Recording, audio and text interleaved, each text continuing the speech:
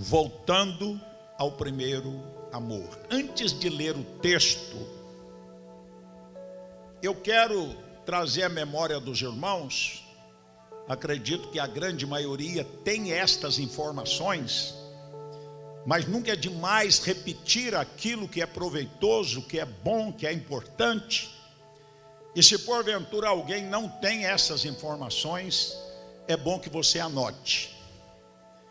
Os irmãos lembram que nos primeiros anos, nas primeiras décadas da igreja primitiva, haviam 3 polos, 3 igrejas principais. Era a igreja de Jerusalém, era a igreja da Antioquia e era a igreja de Éfeso. Nós vamos ao anjo da igreja de Éfeso.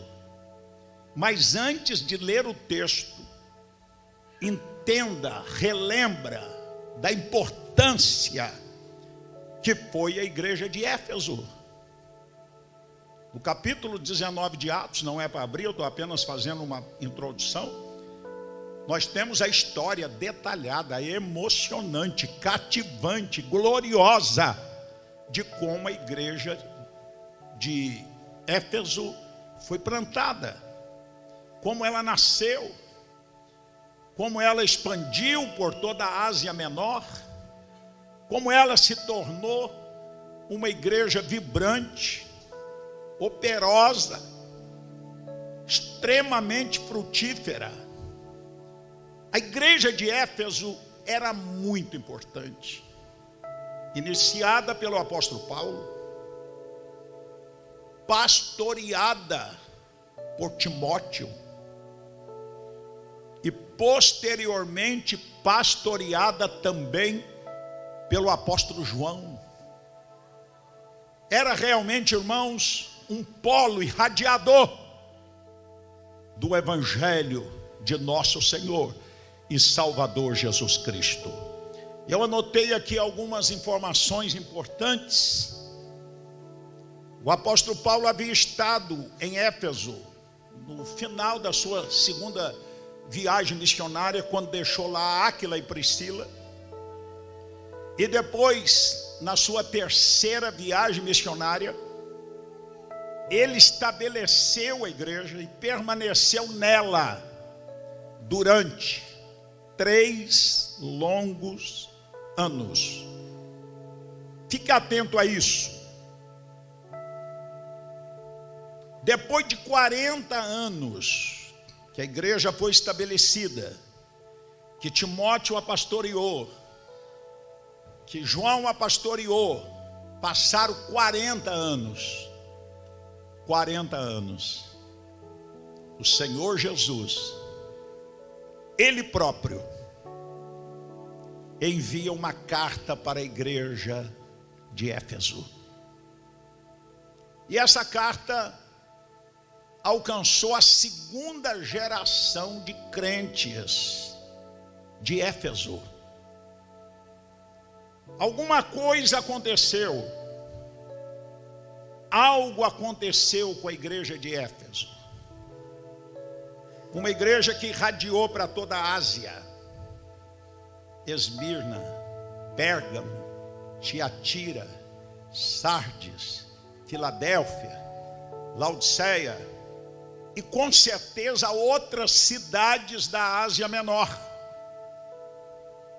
Se você abre, por exemplo, em Atos 19, 10, é um texto, outro dia eu disse lá em Vitória, que é um verdadeiro tapa na nossa cara, desculpa a expressão. Quando você lê Atos 19, 10, você fica assim, desafiado e até certo ponto envergonhado. Coloca para mim Atos 19, 10, ainda nessa primeira fase da introdução. Olha o que diz o texto.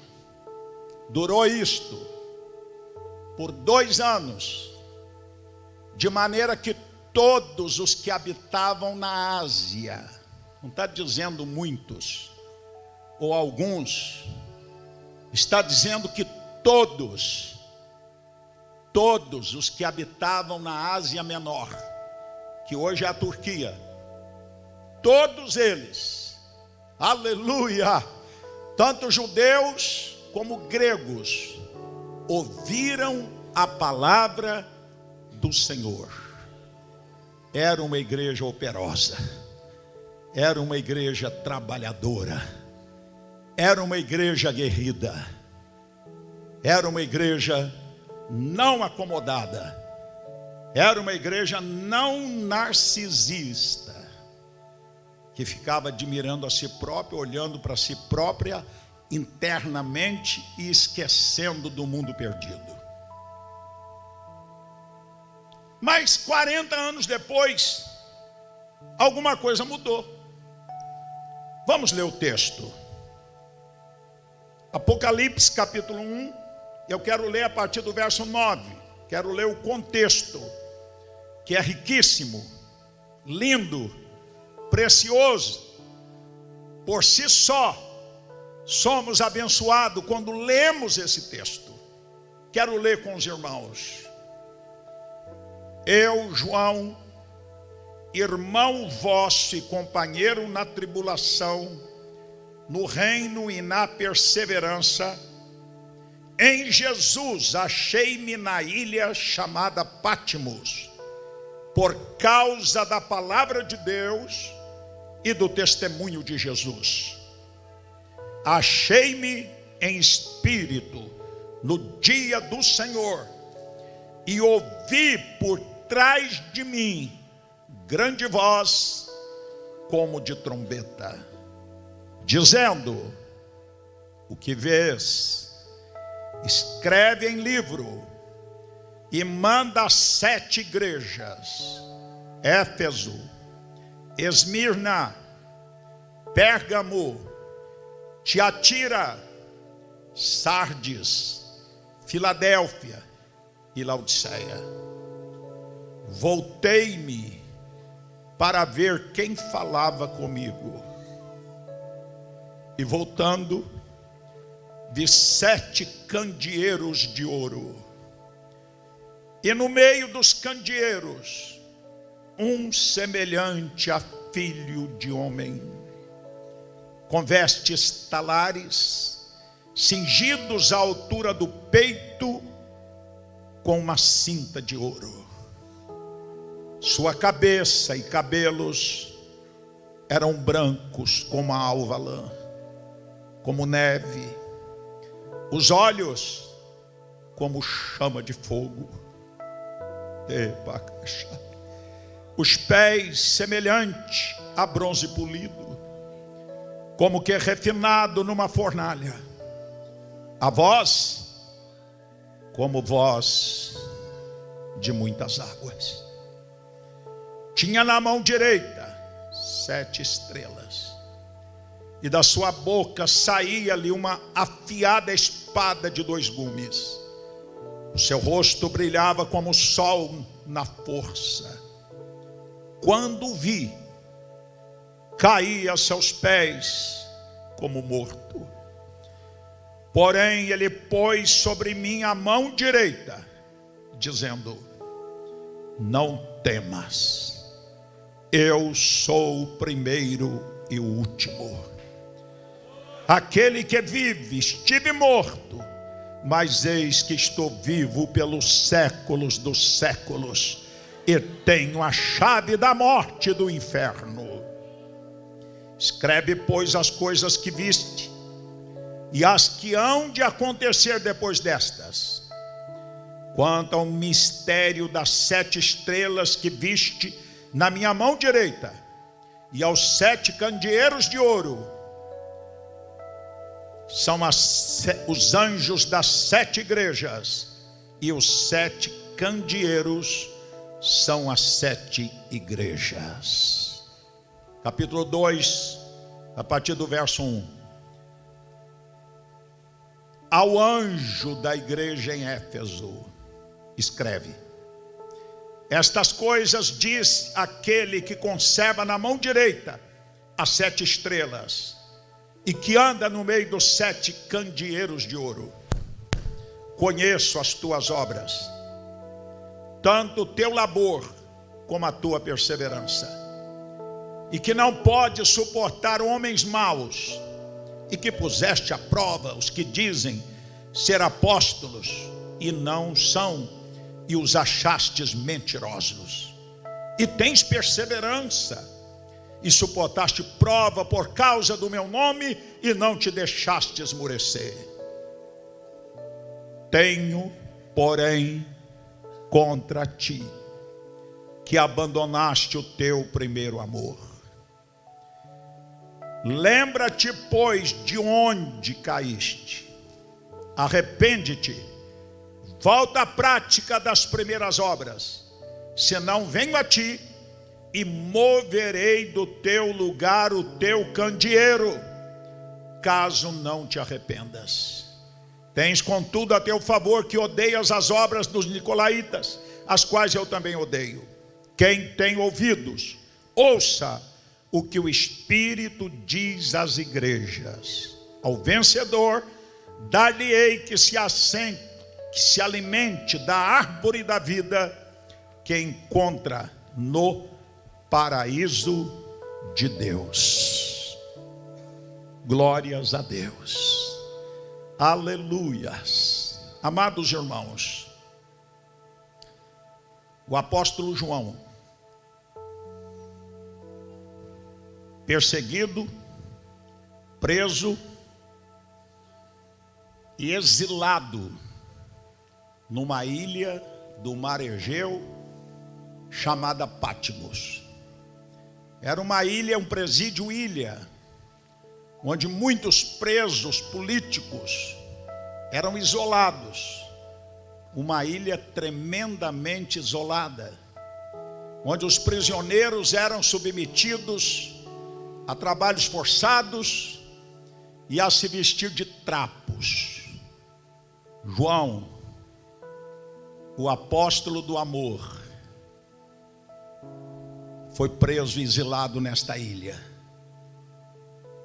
E ele vai nos dizer algo no verso 9: eu, João, irmão vosso e companheiro na tribulação.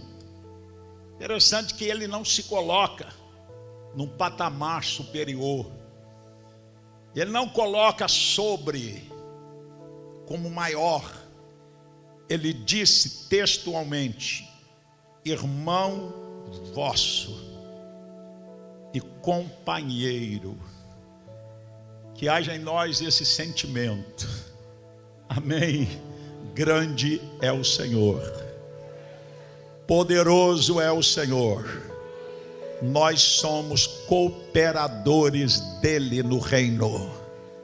Que haja em nós o mesmo sentimento que houve em Cristo, que sendo Deus não teve por usurpação ser igual a Deus, mas esvaziou-se, tomando forma, e continuou esvaziando após tomar forma humana, submetendo à morte, e morte de cruz.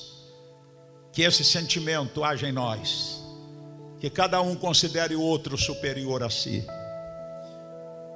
Olhe para o seu irmão, para a sua irmã sempre, e o considere, a considere superior a você. Sabe, quando nós tivermos esse sentimento, toda maledicência, toda competição, como disse aqui ontem, vai desaparecer por completo, e a glória de Deus vai nos encher e vai realizar aquilo que o Senhor projetou para que seja realizado. Eu acho lindo essa colocação de João. Ele próprio disse: achei-me na ilha chamada Patmos, por causa da palavra de Deus e do testemunho de Jesus. Imagine João naquela ilha deserta, prisioneiro comum, no meio de tantos outros. Por que razão? Por causa da palavra, por causa do amor a Jesus. Era um tempo duro, era um tempo de intensas perseguições, os primeiros séculos. E ali ele estava por causa da palavra. No verso de número 10 ele diz: achei-me em espírito no dia do Senhor, e ouvi por trás de mim grande voz. O que ele quer dizer? Achei-me em espírito. Uau, o corpo estava na ilha, sua cabeça, quem sabe, reencostada numa pedra, naquela ilha deserta, com aqueles trapos. Mas ninguém pode parar a obra de Deus. Ninguém pode deter o projeto do Senhor. O corpo estava na ilha, mas o meu Deus, o teu Deus, o nosso Deus, foi lá e o arrebatou em espírito. Uau! O corpo na ilha, mas o Senhor da igreja o arrebata em espírito. Irmãos, nada detém, nada segura, nada para, porque não é obra humana, é obra que o Senhor projetou ao longo dos séculos e nos inseriu nesse projeto. A Casa da Bênção já vivenciou grandes experiências como essa que João viveu. Creio que aqui tem irmãos que já foram arrebatados em espírito. O corpo ficou e o Senhor levou o espírito, que é a verdadeira personalidade, e mostrou coisas e revelou coisas. Eu sou do tempo da Casa da Bênção em Belo Horizonte, que acontecia isso quase que constantemente. A primeira igreja que eu fui iniciá-la foi através de uma experiência dessa. Então, quando você lê o Novo Testamento, você não está lendo de alguma coisa que aconteceu no passado, que passou e que cessou. O nosso Deus é vivo e ativo e opera hoje como operou ontem. Aleluia! Quando Deus me enviou para Lafayette, o irmão estava orando em Juiz de Fora. Profeta de Deus, Geraldo Souza está aqui, o Abraão que o conheceu, e a Vânia também. Ele contempla um anjo com aparência de guerreiro, veio aproximando. Ele sempre tinha muitas visões, mas nunca tinha visto um anjo como aquele. Isso é extraordinário. O pegou pela mão, o corpo ficou lá em Juiz de Fora. E o anjo voou com ele. E deu uma rasante sobre uma cidade, como de helicóptero. Rapaz, irmão, tem que crer. E naquele voo rasante, ele viu uma cidade. E não sabia qual era a cidade. Vai fazer 50 anos agora, o meu jubileu. Aí de repente descortina diante dele uma faixa dourada cobrindo a cidade. Conselheiro Lafayette. E o anjo abre a boca e não sai voz, sai letras flutuando e que forma uma frase: diga a ele. E apontou para mim na praça de Lafayette, com terninho, filho único, pretinho, apertadinho, e uma Bíblia de capa dura, que só tinha aquelas referenciazinhas no rodapé, lembra? E a frase, ó, aqui está a missionária Rosângela. Quem mais está ali? De Lafayette. Diga a ele, e apontou para mim, que assim diz o meu Senhor. Formou outra frase: que após a unção, olha aqui a gente aprende sobre submissão à cadeia de autoridade, Bispo Paulo. Após a unção, em Brasília, referia-se à convenção de 1970, lá na Vila Dimas. Esta cidade está em suas mãos para ser evangelizada. Por que eu estou contando isso, irmãos? Com todo o temor. É para dizer que aquilo que aconteceu ontem, acontece hoje, sobrenatural, é muito amplo. Vai voltar a acontecer fenômenos, não só na área de cura, não só na área de libertação, arrebatamento.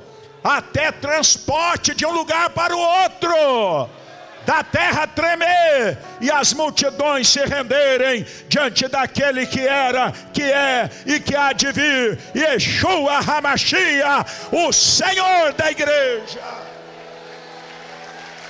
Oh, não seja saudosista, Ele fez e faz e fará, na minha, na tua e na nossa instrumentalidade, apesar das nossas fragilidades. Seja tão somente disponível. Essa experiência de João foi fantástica. O imperador já não era Nero mais, era o sucessor de Nero, Domiciano, pior do que Nero, que rogava para si senhorio e divindade. Éfeso era o lugar onde muitos foram aprisionados e mandado para as arenas em Roma, conforme vimos aqui durante o teatro. Tanto é que os historiadores chamavam Éfeso de o caminho dos mártires. João, corpo na ilha, mas a verdadeira pessoa arrebatada. Achei-me em espírito no dia do Senhor, e ouvi por trás de mim grande voz. Agora atenção, o que veio ao meu coração. O que vês, escreve e manda às 7 igrejas. Verso 12. Voltei-me para ver quem falava comigo, e voltando, vi 7 candeeiros de ouro. A voz como de muitas águas, como uma forte trombeta, fala por trás de João. Quando ele olha, ele não vê quem falava.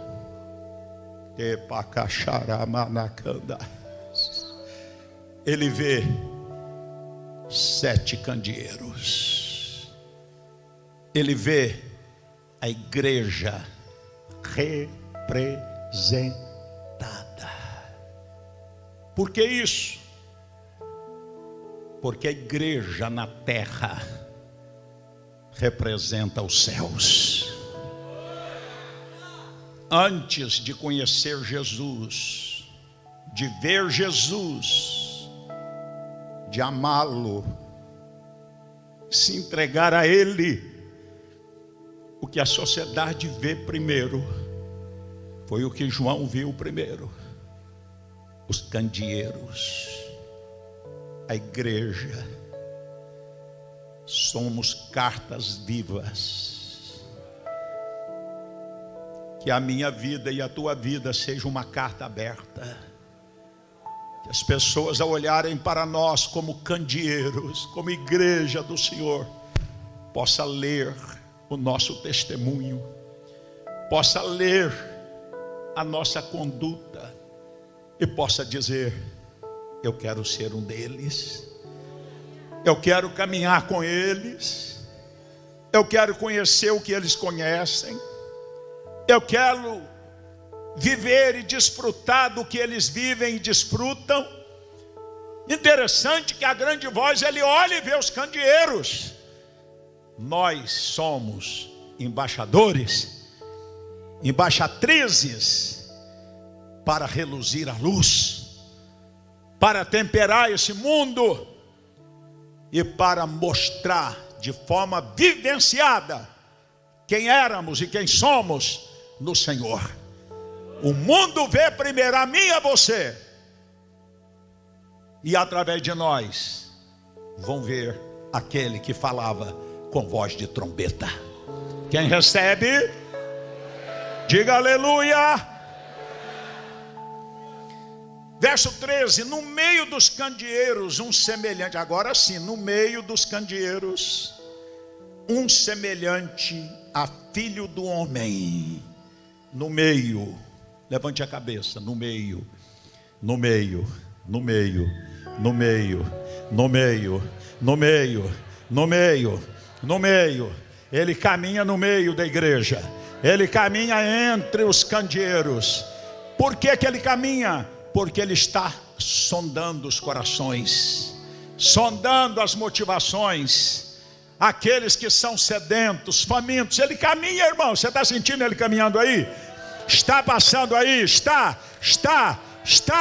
Quem está sentindo? Ele, o Jesus glorificado, todo poderoso, caminhando entre a igreja.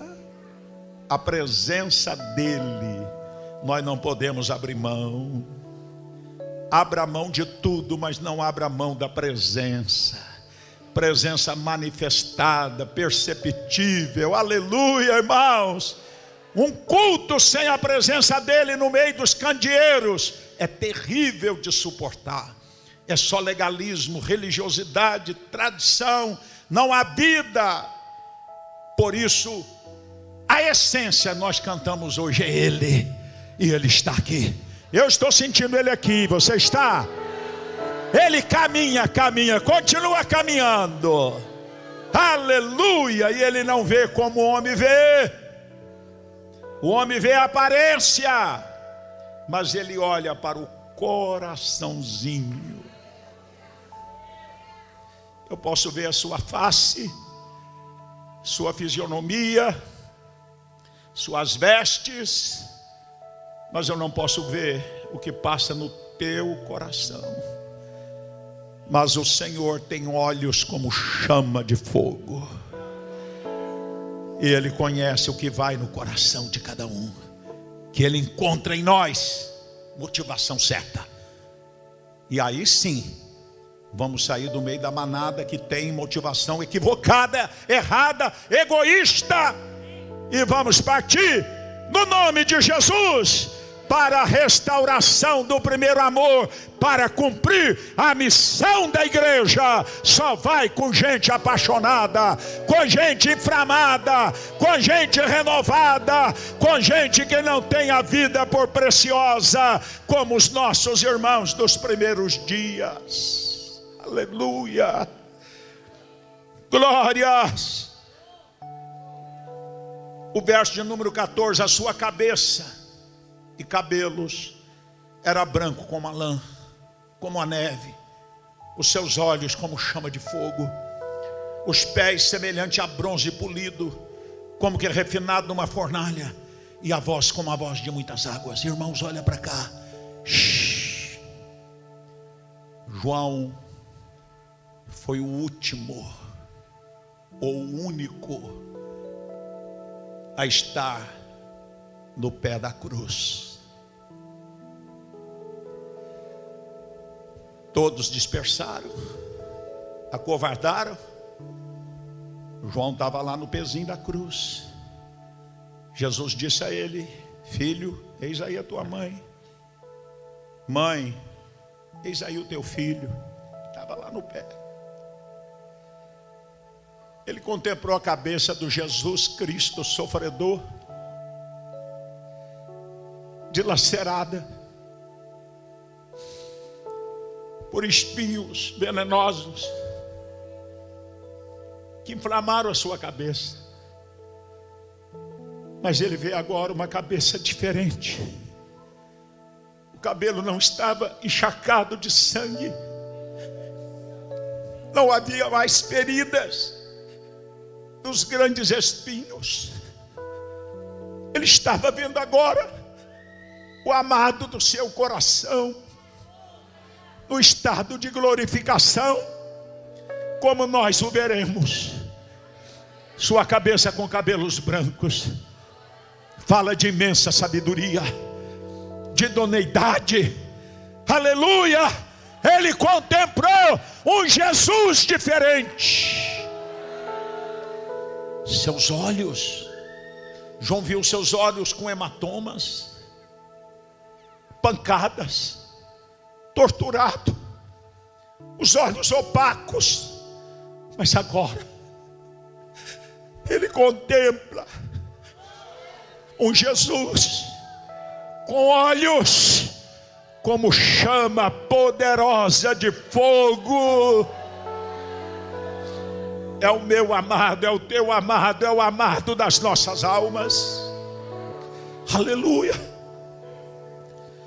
Ele havia contemplado os pés de Jesus, traspassado com cravos.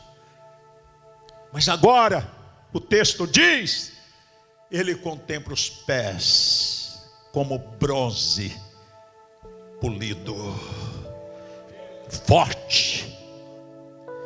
Pisou na cabeça da antiga serpente, aleluia, e declarou através de Paulo quão formosos são os pés dos que anunciam boas novas. Que visão! Que visão João tem de Jesus glorificado. Escute, verso 18: tinha na mão direita 7 estrelas, e da sua boca saía afiada espada de 2 gumes. O seu rosto, também ferido, João lembra da cruz, cheio de hematomas, mas o rosto de Jesus glorificado, olha só, brilhava como o sol na sua força. Ah, irmãos, que figura é essa?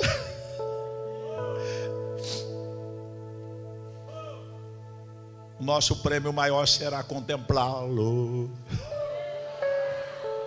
O nosso prêmio maior será vê-lo face a face e ouvir dele: servo bom, serva boa e fiel. Sobre o pouco fostes fiel, sobre o muito te colocarei. Entra no gozo do teu Senhor.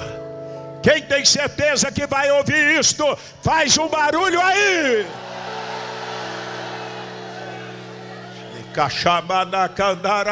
Eu estarei lá, você estará lá um dia, nós estaremos lá. Vale a pena, meu irmão, ser pastor, vale a pena ser profeta, vale a pena renunciar cada dia o eu, a vontade própria, o pecado, o mundanismo, e consagrar sem reserva todo o nosso ser, corpo, alma, espírito. Reitera a cada manhã a sua consagração exclusiva para uso do Senhor, que te chamou e te alistou neste exército vencedor. Aleluia! Glória! Verso 17: quando vi, caí a seus pés como morto. Alguns profetas já tinham vivenciado essa experiência. Caí aos seus pés. Não há força em nós, somos frágeis demais diante de uma manifestação poderosa do Senhor. Ezequiel tinha vivenciado essa experiência. Daniel tinha vivenciado essa experiência. Paulo, na estrada de Damasco, Saulo tinha vivenciado essa experiência.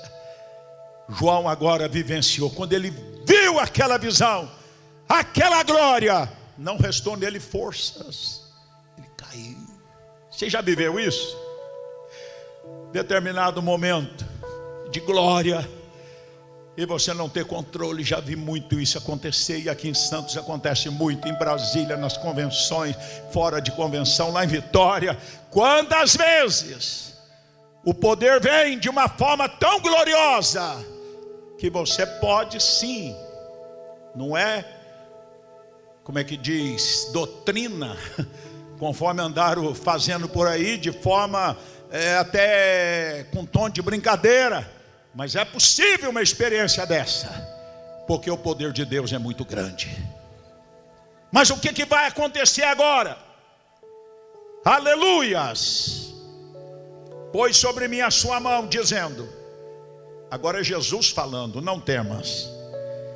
Não temas, João. Sou eu mesmo.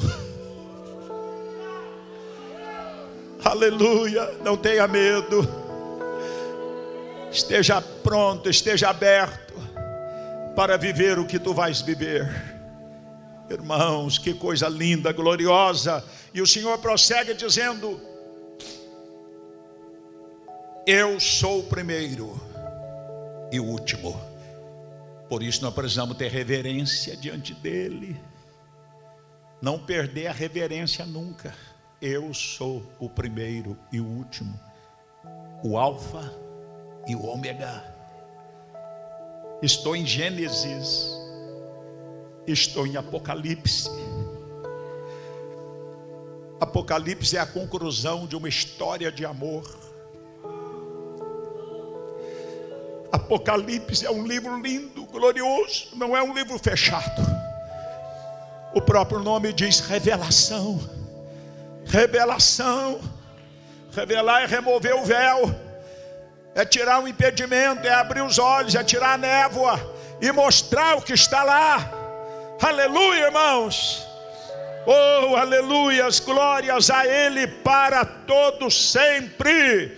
Eu sou o primeiro e o último, o Alfa e o Ômega, princípio e fim de todas as coisas. Glórias. E aí vem uma ordem.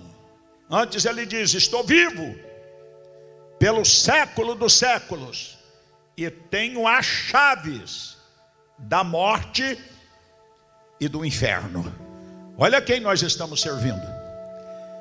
Olha quem é o nosso comandante em chefe.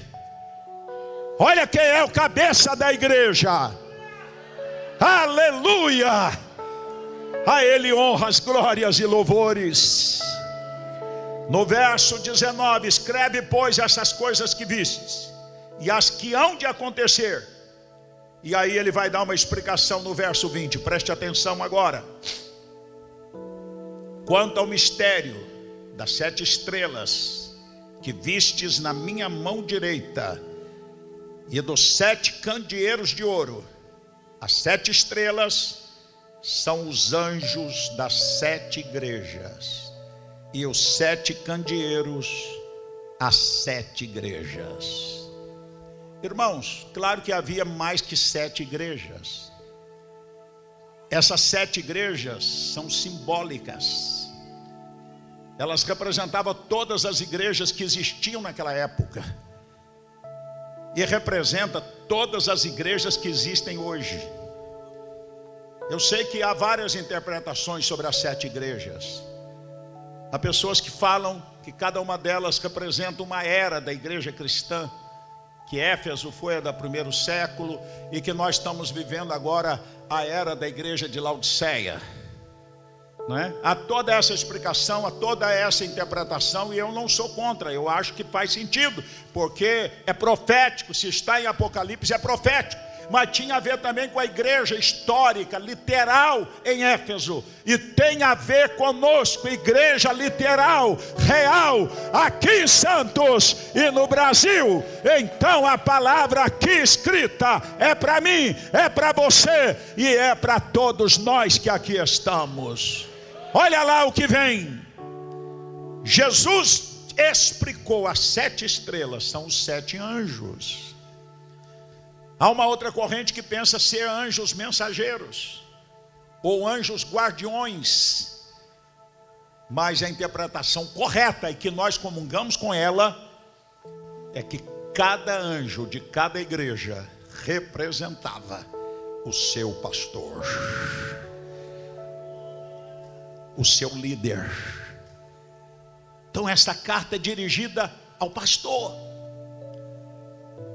de Éfeso.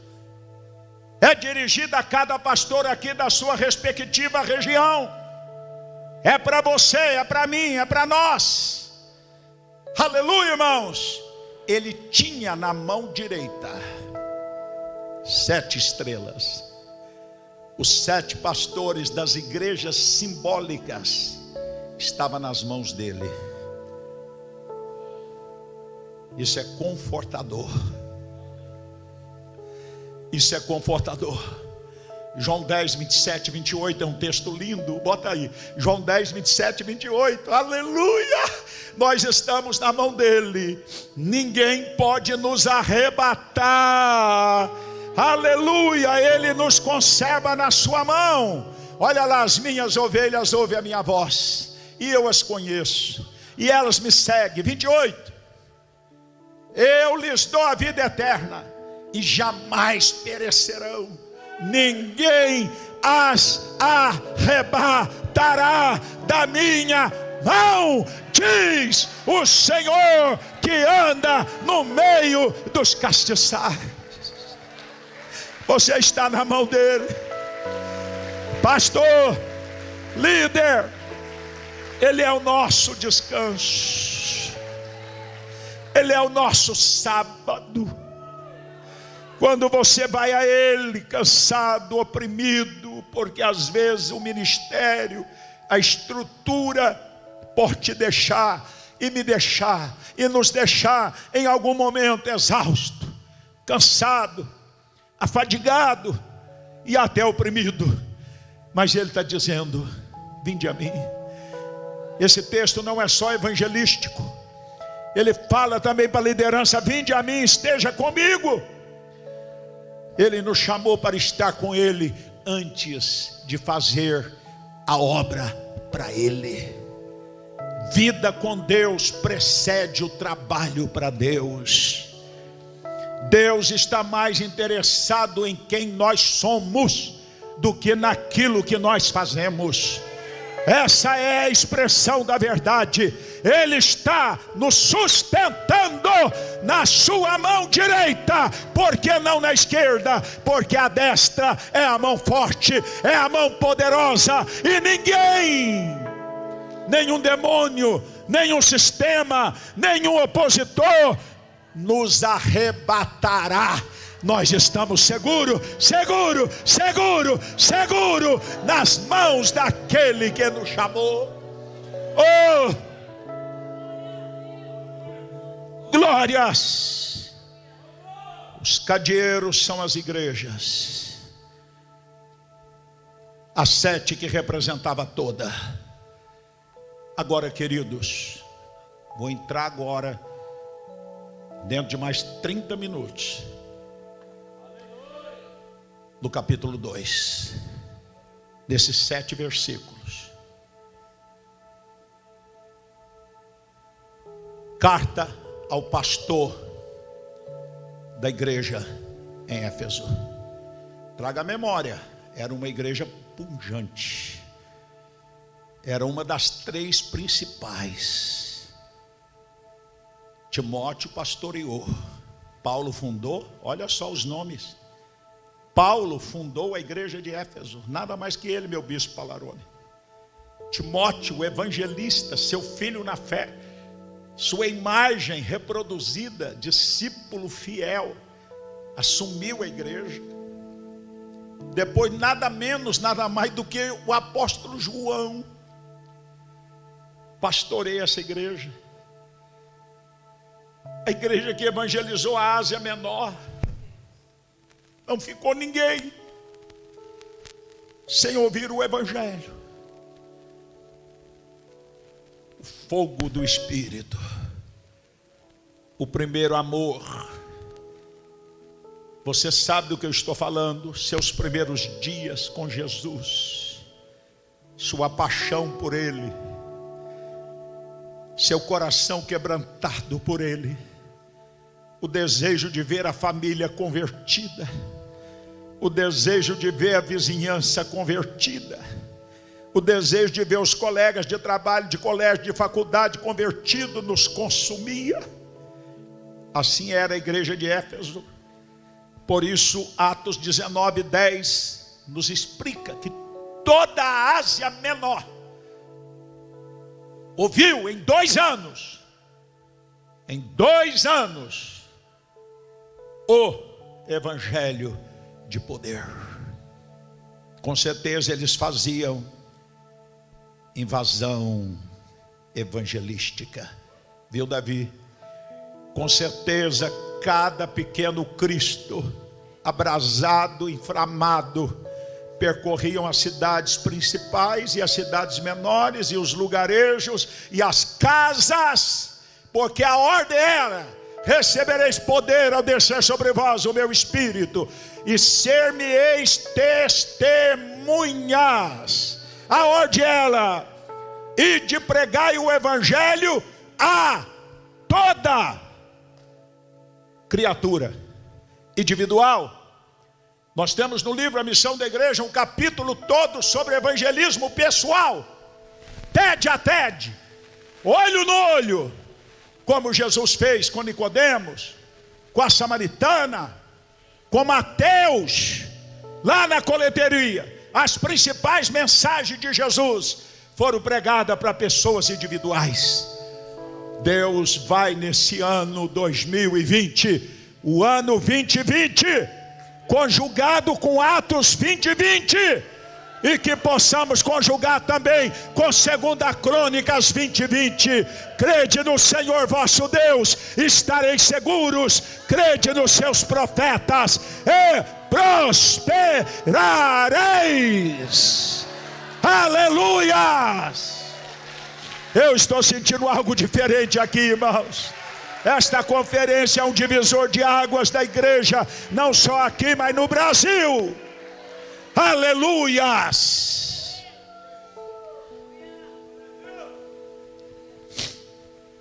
Glórias! Do verso 1 até o 3 só tem elogio. Eu quero chamar a sua atenção para isso. Apocalipse 2, do 1 a 3, Jesus só elogia. A gente aprende até isso aqui, viu, Abraão? Quando precisarmos exortar alguém, repreender alguém, elogie primeiro. Ele é o nosso mestre. Ele ia trazer uma repreensão, mas primeiro ele trouxe uma palavra de reconhecimento. É bom, a gente chama o irmão, irmão, você é uma bênção. Deus já te usou tanto. Você já realizou uma obra maravilhosa. Você é tão amável, tão querido. E é verdade. Porém, tenho contra ti algumas pequenas coisas. Não é? Você sabe que todo líder inteligente, ele começa repreendendo alguém elogiando, ressaltando os pontos positivos, para depois trazer e botar na linha e exortar com amor em Cristo, para que aquele irmão não morra, não se perda, mas que seja restaurado para o seu lugar no nome precioso do Senhor Jesus. Até o 3 só tem elogio. Vamos lá. Conheço as tuas obras, tanto o teu labor como a sua perseverança, e que não pode suportar homens maus, e que puseste à prova os que a si mesmo se declara apóstolo e não são, e os achastes mentirosos. Olha quantas virtudes aqui naquele pastor, quantas virtudes naquela igreja. Conheço as tuas obras. Era uma igreja operosa, tinha muitas obras, trabalhavam muito. Que haja em nós essa característica da igreja de Éfeso. Não era uma igreja acomodada, não era uma igreja voltada para si mesma, era uma igreja que tinha trabalho. Eu estava olhando no dicionário, no grego, a palavra para obra é um termo que fala de um esforço físico e cansativo muito grande. Há pouco tempo nós ministramos no Brasil todo e aqui em Santos também aquela mensagem do esforço. Sai pelos valados, sai pelas ruas, pelos becos e força-os a entrar. Anacasso, esforço. A igreja de Éfeso era uma igreja que tinha obra, tinha trabalho, tinha esforço. Mas o Senhor Jesus fala de algo que vai mais além. Ele fala de labor. Qual a diferença de trabalho e labor? Aquele que trabalha, muitas vezes cumpre o seu dever. Fiz o que era o meu dever. Cumpre apenas aquele cargo, mas labor fala de um esforço extra. Escutou? Laborear é trabalhar com esforço, é vestir a camisa e suar a camisa. É como aquele jogador de futebol que está contundido, está sentindo dores. Ele poderia pedir para ficar na reserva, para o departamento médico. Mas o sujeito, além de ser um atleta trabalhador, ele é laborioso. Ele vai para o labor, ele vai para o sacrifício. Ele não tira a perna na hora da dividida, porque, meu irmão, se não for assim, pode até ganhar a partida, mas quem vai ganhar o campeonato são aqueles que são laboriosos. O Espírito de Deus nos dá força para não só trabalhar, mas para sermos laboriosos. Aleluia! Não meça esforços não, irmãos. Ele não mediu. Ele ficou pendurado na cruz, de 9 da manhã até as 3 da tarde. E por que que nós vamos reservar energias? Vamos dar o nosso melhor. Claro que com sabedoria, zelando o corpo, que é templo do Espírito, tendo tempo de descanso. Jesus de vez em quando saía para o lugar deserto e descansava. Mas vamos dar o nosso melhor, preservando a família que vem antes, Deus, família e ministério. Mas vamos botar e continuar botando todo o nosso ser à disposição do Senhor da igreja. Aleluia! O que mais que aquela igreja tinha de bom? Muito trabalho, muito labor. O que mais?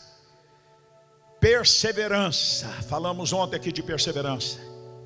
Não podia suportar homens maus, pusesse à prova. Aquela igreja tinha muita virtude. Não compatuava com falsos obreiros.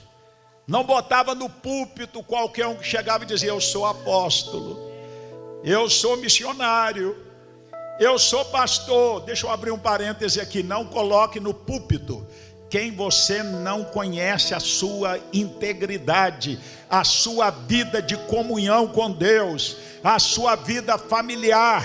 Quando você coloca alguém para falar no púlpito, você está assinando embaixo e dizendo: pode até levar para casa e dormir num quarto da sua casa, porque esse aqui é um santo homem de Deus. Cuidado! Naquela igreja havia discernimento. Hoje o bispo Palano falou uma coisa importante, não sei se foi aqui, se foi em conversa pessoal. Nós devemos parar para ouvir. Quem tem serviço, quem tem trabalho, quem tem resultado. Pessoas que só têm teoria, não tem nada para nos acrescentar. Pessoa que não tem vida com Deus, não coloque no púlpito. A nossa história é de sofrimento em muitos lugares. De gente que você botou no púlpito, de gente que você levou para casa e que tentou violentar até um membro da sua família. Nós já ouvimos muitas histórias assim. Por isso, meu irmão, nosso processo de encontro, reencontro, escola de líderes, o nosso processo de encontro de princípios, de santidade, é um processo que vai levando os irmãos, as irmãs, a um tratamento de choque, à libertação e a rever posições, e que assim continue sendo, para mim e para você, porque para recomendar alguém, um ministro de louvor, tem que ter vida no altar. Olha que maravilha que é um louvor ungido, como foi esse, como tem sido sempre, é o céu rasgado. Aleluia, irmãos. Talentos não substituem caráter. Talentos não substituem caráter.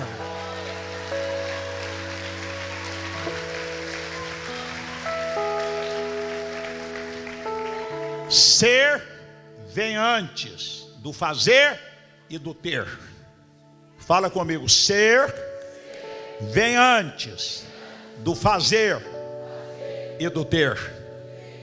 Vós sois, aleluia, vós sois raça eleita, sacerdócio real, nação santa, povo adquirido, para que anuncieis as virtudes daquele que vos chamou das trevas para a sua gloriosa luz. Mas antes, precisamos ser igreja, como aquela de Atos 2, 42 a 47. Viver a vida da igreja. Tem muita gente fazendo sem ser. Muita gente fazendo sem ser. Mateus 7, 21, 22, lembra? Naquele dia muitos dirão: Senhor, no teu nome, olha aí, fizeram, expulsamos demônio, curamos doentes, profetizamos. Jesus não negou que eles fizeram, mas fizeram usando o nome de Jesus sem ser. E Jesus diz que naquele dia Ele dirá abertamente: nunca vos conheci. O original diz que conhecer é ter intimidade. O marido não conheceu a sua esposa até que, fala de intimidade. Você tem intimidade com Jesus? Conheçamos e prossigamos em conhecer. Nós estamos falando de primeiro amor. Você não pode amar alguém sem conhecer. Não é assim? Como é que você vai amar alguém sem conviver, sem relacionar, sem trocar ideias, sem ouvir a voz, sem o toque, sem caminhar juntos? Sou casado há 46 anos com a mesma esposa. E se tivesse que casar de novo, casaria com ela. Esse meu aniversário, ela disse, diante da multidão, dizendo: Jair, você sabe que se 1000 vezes eu pudesse, eu casaria com você. Porque relacionamento gera amor. Ame Jesus mais. Eu sei que você ama. Você vai ver aqui que a igreja de Éfeso, bispo, Jesus não está dizendo que eles não amavam. Eles tinham diminuído a intensidade. Havia um restíciozinho, havia uma chamazinha. Talvez o teu amor por Ele, a tua paixão por Ele, tenha diminuído de intensidade. Mas há uma peça do tabernáculo chamada espevitadeira. Esse negócio mexeu comigo um dia lá em Vitória. Espevitadeira. Depois você olha lá em Levítico, não tem aqui a referência agora. Para que servia? Era um instrumento comprido, de metal. Quando a chama estava apagando, lá do candelabro, estava só fumegando, estava aquela fumaça preta, o sacerdote pegava a espevitadeira, ia lá e removia o borrão, removia a cinza, e a chama pegava novamente. Ele não apaga o pavio que fomenta. Ele não esmaga a cana que está quebrada. Ele restaura. Esta conferência, o anjo do Senhor está pegando uma espevitadeira espiritual para remover obstáculos na área emocional, na área espiritual, para que essa chama que um dia ardeu no seu peito, ela volte com mais intensidade para essa reta final da igreja. Eu quero que comece por mim. Nós somos falhos, nós somos humanos, E nós precisamos de uma espevitadeira assim, para remover de nós aquilo que não agrada ao Senhor, mas que essa chama que já está alta, seja mais alta ainda, e aqueles que não a têm, que seja atiçada no nome de Jesus de Nazaré. Aleluias! Eu caminho aqui, irmãos. Até agora é só elogio. Tens perseverança, suportastes provas. Era uma igreja sofredora. Éfeso era a igreja que estava sendo vítima de tanta perseguição. Já disse que Éfeso era chamado o caminho dos mártires. E era muita gente levada para o Coliseu, para as arenas. Nós vimos aqui reproduzido numa realidade assustadora. É aquilo mesmo. Então eles suportavam prova. Eles tinham perseverança. Eles trabalhavam muito. Eles tinham labor, além do trabalho, muito esforço, muita dedicação. Porém, um casal conviver. Por que eu falo de casal? Porque nós temos na Bíblia a figura sempre de casais com relação a Jesus e a igreja. Ele é o noivo, nós somos a noiva. Ele não tem duas noivas, ele não tem 10 noivas, ele tem uma.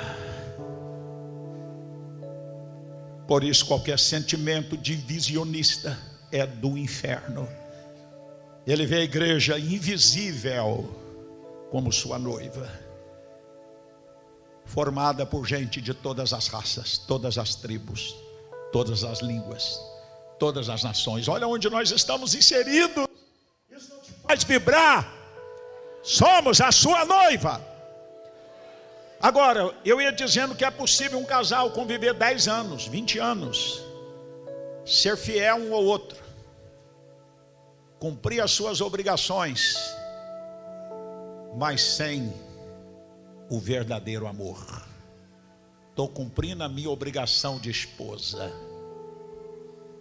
estou lavando, estou passando, estou relacionando intimamente, ou vice-versa, sem aquela paixão, aquele amor genuíno. Trabalha, cumpre deveres, cumpre obrigações, mas não há amor profundo, genuíno, verdadeiro. A igreja de Éfeso estava assim, trabalhava, cumpria deveres, cumpria obrigação, fazia o dever de casa. Aparentemente era a igreja da hora,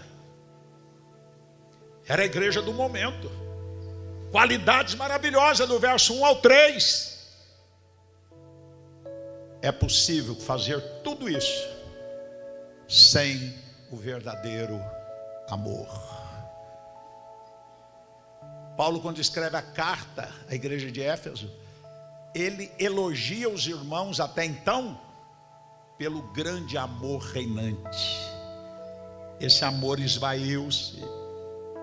Amor para com o Senhor, amor para com o próximo, amor para com as almas.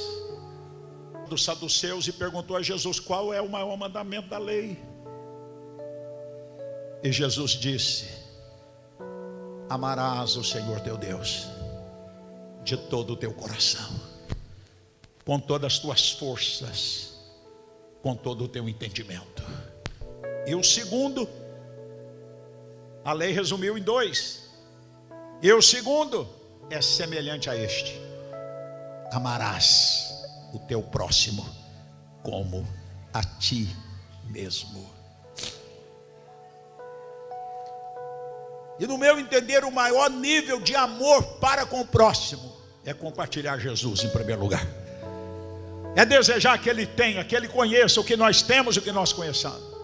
Se isso não te comove mais, se isso diminuiu, se isso se perdeu, Deus está mandando espevitadeira aqui nesta conferência para atiçar aquilo que vivíamos no passado.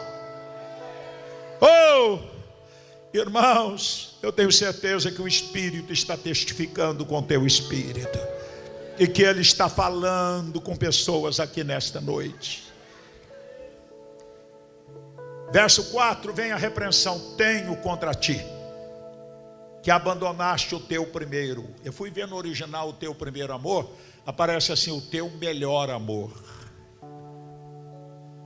Tenho contra ti que já não me amas, já não amas almas como há 40 anos. Quando a igreja chegou em Éfeso, quando vocês invadiam as cidades, as ruas, e falava do meu amor, quando vocês dividiam entre vocês com aqueles que tinham necessidade, quando vocês se relacionavam numa comunhão profunda e sincera, o que aconteceu? Houve algo que diminuiu o amor reinante no coração de vocês. Tenho contra ti, falando com o pastor, tal pastor, tal igreja. Irmãos, a nossa responsabilidade é muito grande. Obedecei os vossos pastores e submetei a eles, porque velam sobre as vossas almas, como aqueles que hão de dar conta delas. Hoje, pela graça de Deus, glória a Deus, pela responsabilidade que Ele delegou nas mãos de cada um de nós, cada um no seu nível de autoridade. É muita responsabilidade. Que nós estamos lidando com quem? Com a noiva dele, com a menina dos olhos, com quem ele vai se casar nas bodas do Cordeiro e vai viver eternamente. Nós não temos a noiva, nós somos amigos do noivo. Que Deus vivifique em nós cada dia esse senso de quem somos e o que estamos fazendo e para quem estamos fazendo e diante de quem vamos comparecer em breve. Isso tem a ver, irmãos, com reverência, com temor, e que faz parte do grande amor restaurado. Oh! O que mais que vem aqui? Lembra-te de onde? Atenção para isso, irmão. De onde? Está falando de um lugar. O pastor tinha caído de um lugar. A igreja tinha caído de nível. Estava em um lugar de comunhão, de unção, de paixão, de relacionamento. Algo aconteceu. Lembra-te de onde caiu. Não está falando de pecado aqui, está falando de onde ele caiu, da posição que ele estava. O que aconteceu com você? O que diminuiu? Lembra que o filho pródigo, quando lembrou da convivência que tinha em casa, ele desejou voltar, porque ele tinha caído, ele tinha perdido. Lembra de onde caíste? E Jesus disse mais, e agora ele dá a receita: arrepende-te. Nesta noite é noite de arrependimento. Arrependimento não é sentimento. Arrependimento é metanoia, não é? É mudança de mente, é mudar de rumo. Estou andando por aqui, paro, dou meia volta e passo a andar no sentido contrário. Quem sabe você está andando no caminho de destruição espiritual, ministerial e até física ou até familiar. Pare! Cesse! Dê meia volta e comece a andar na direção correta, porque o que há de vir virá e não tardará. A igreja está na reta final, ele está voltando, e é através da igreja que haverá esse grande avivamento.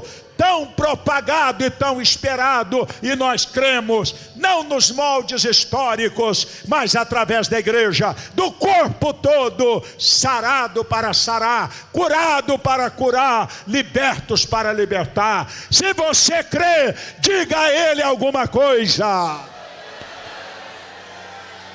Aleluia! Arrepende-te, volta à prática das primeiras obras. Arrepende-te e volta à prática das primeiras obras.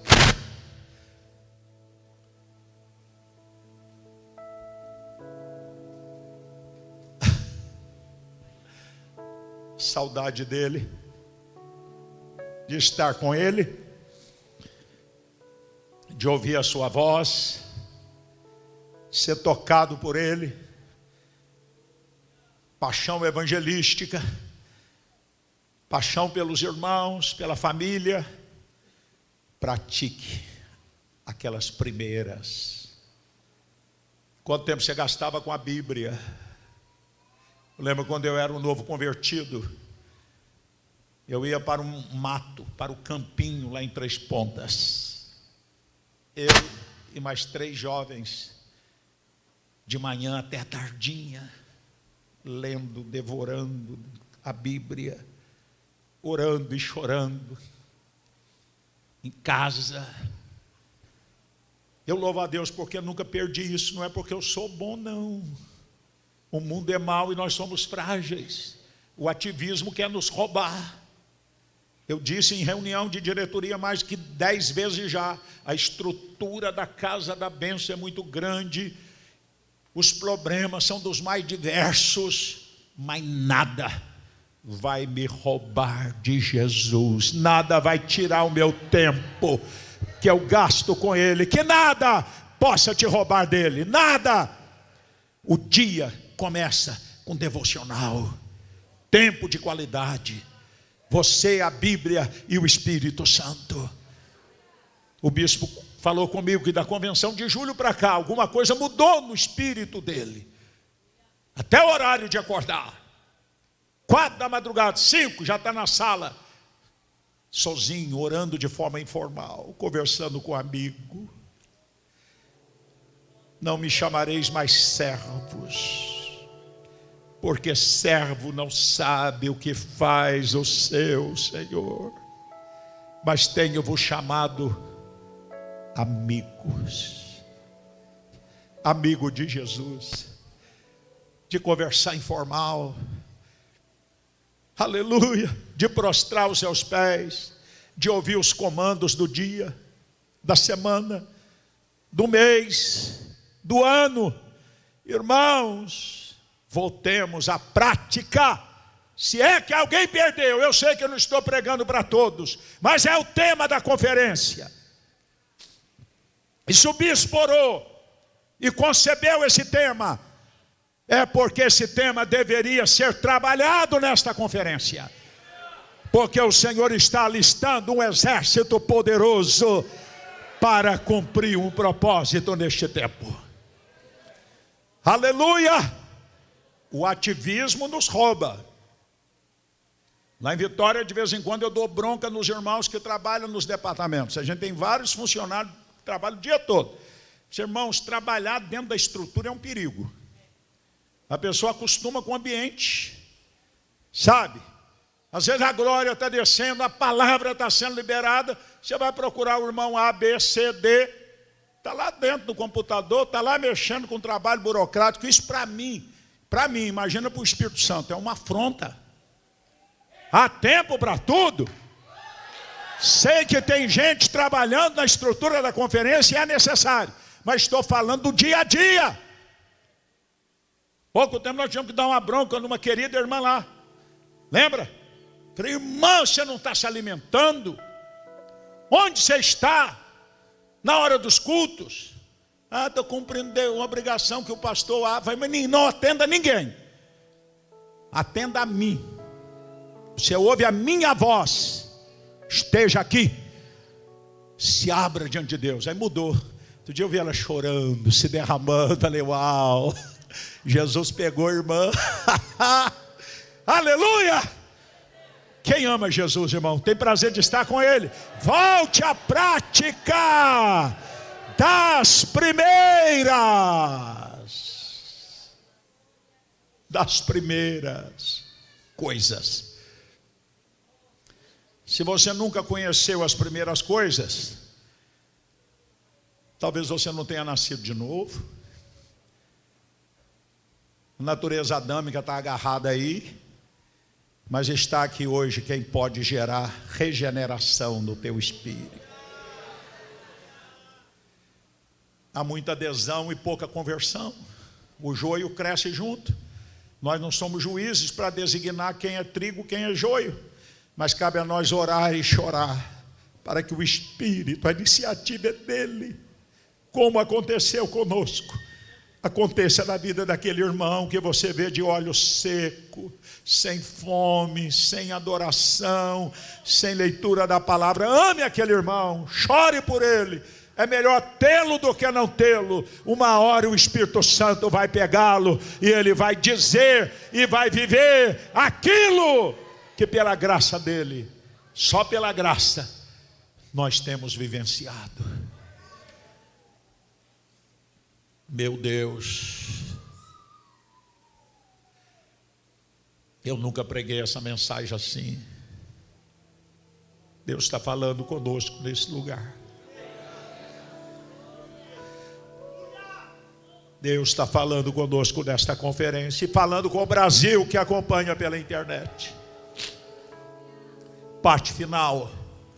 Isso aqui me faz tremer, irmãos. Olha bem, que coisa séria o que Jesus vai colocar.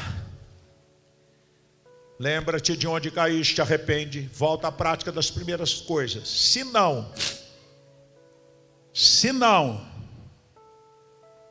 Jesus falando, Rei dos reis, Senhor dos senhores, se não, venho a ti e removerei o teu castiçal. Quantos tiveram os seus castiçais removidos? Quantos prédios de igreja transformaram em boate ao redor do mundo? Quantas igrejas nasceram, cresceram, crescimento meteórico, e de repente só restou cinza. A igreja de Éfeso, que foi advertida, olha para cá, eu entendo que eles não voltaram ao primeiro amor, porque o candeeiro foi removido. Hoje, toda a Ásia Menor, Turquia hoje, não tem uma igreja cristã, só mesquitas. Nós iremos lá em Éfeso, está no meu espírito, já falei com os irmãos, essa viagem a Israel não está no roteiro, mas eu quero fazer um roteiro extra. Quero ir nas ruínas de Éfeso. O castiçal foi removido. Não existe mais nem a igreja e nem a cidade de Éfeso. Só ruínas. Não brinque. Não transija com pecado. A ordem é: arrependa-te, volte às primeiras práticas, senão eu venho a ti e removo teu candeeiro, o teu ministério, a tua igreja, e dou para o teu próximo melhor do que tu, porque a obra não pode parar. Se alguém sai do plano e não atende essa exortação do Senhor, ele remove o candeeiro. Se não voltar e não se arrepender e trilhar o caminho que deve ser trilhado, mas quando arrepende, alcança a misericórdia. Há remédio em Gileade, há bálsamo em Gileade. Oh, aleluia! Levanta a mão e diz: o meu candeeiro não será removido, Senhor. Eu te amo com amor verdadeiro. Amo o teu corpo, a tua igreja na terra, o meu irmão e a minha irmã que está sentado à minha direita e à minha esquerda. Dá um abraço nesse irmão agora, fica de pé. Dá um abraço nessa irmã agora, com força, com vontade. Aleluia! Quem tem ouvidos para ouvir, ouça o que o Espírito diz à igreja. Moisés.